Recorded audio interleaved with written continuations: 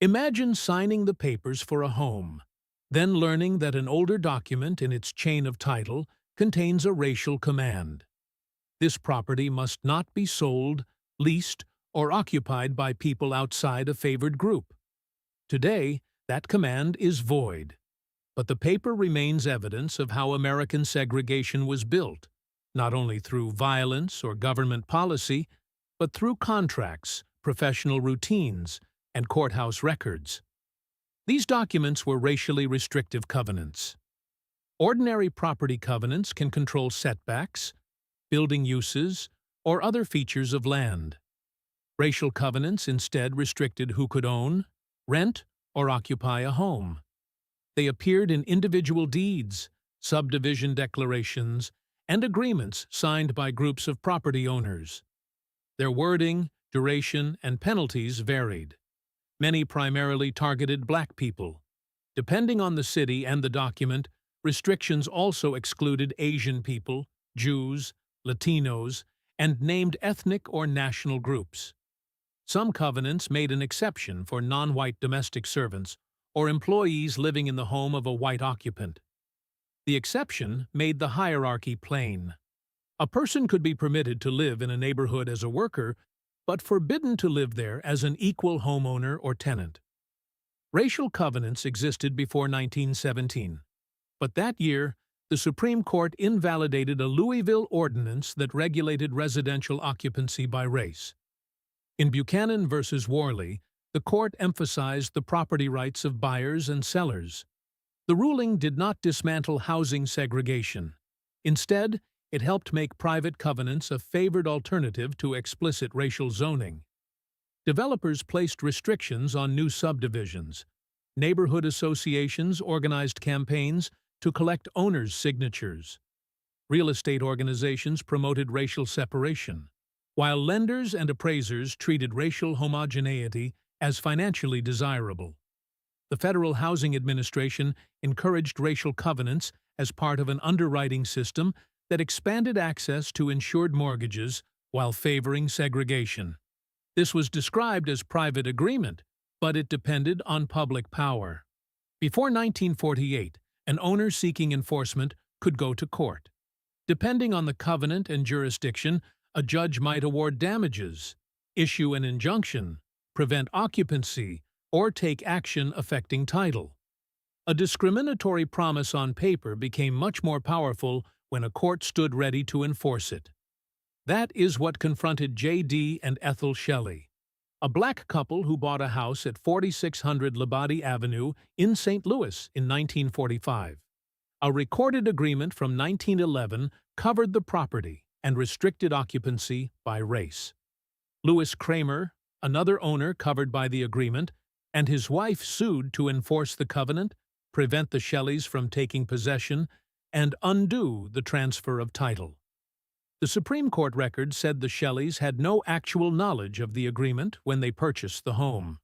Their warranty deed was dated August 11, 1945. The lawsuit followed in October. The timing reveals a covenant's reach.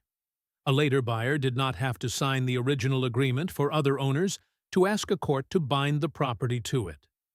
The trial court ruled for the Shelleys. The Missouri Supreme Court reversed. The dispute then reached the United States Supreme Court, together with a case from Detroit. On May 3, 1948, the court decided Shelley v. Kraemer. The justices drew a precise legal line.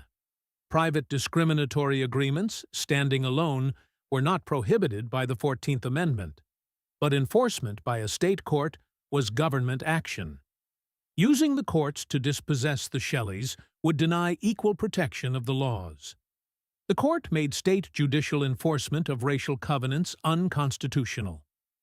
The same day, the court decided Hurd v. Hodge, involving covenants in Washington, D.C.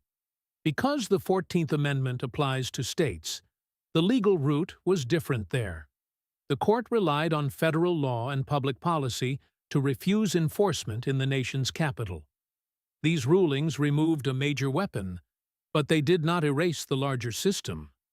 Brokers could still steer buyers. Banks could deny mortgages. Developers could refuse sales. Some homeowners could use intimidation and violence. Federal policy also changed slowly. The Federal Housing Administration stopped requiring covenants as a condition of mortgage insurance in 1950. Yet federally supported housing discrimination continued until a 1962 executive order barred it. In 1968, the Fair Housing Act went further. It prohibited covered discrimination based on race, color, religion, and national origin in major housing activities, including sales, rentals, and financing. That was distinct from the 1948 decisions. Shelley and Hurd stopped courts from enforcing racial covenants. The federal statute attacked discrimination in the housing transaction itself. The economic consequences did not come from covenants alone. Covenants worked alongside federal mortgage policy, redlining, steering, discriminatory lending, and violence. Together, these practices directed many opportunities for subsidized homeownership toward white families and away from many families of color. A home that gained value could provide security, finance education or a business, and pass wealth to the next generation. Families excluded from those markets lost not just an address, but access to one of the country's central paths to household wealth. Housing patterns also affected schools. School attendance is often linked to residence, and local property taxes provide part of public school funding. Residential segregation therefore contributed to racial and economic divisions between schools. Even after the Supreme Court rejected legally mandated segregation in public education in 1954. Housing did not determine every school outcome, but it helped draw the geography on which school boundaries and resources were built. Old covenant language still appears in land records, although it is void and unenforceable. There is no single national procedure for handling it. Minnesota allows an owner to record a no-cost discharge linked to the discriminatory covenant. California provides a process for recording a modification, with the unlawful language redacted after review.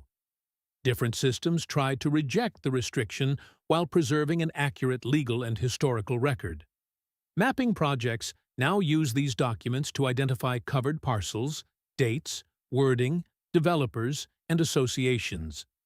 A map cannot prove that one clause caused every later difference across a city, but it can show exactly where formal exclusion operated, allowing researchers and residents to examine how it interacted with lending, public investment, and later development. No single covenant created American residential segregation, and no covenant enforced itself. The system required the work of developers, brokers, lenders, associations, lawyers, judges, and public officials. That is why this history matters. Discrimination does not always arrive as a shouted threat or a single sweeping law. Sometimes it is typed neatly, signed, recorded, and treated as routine.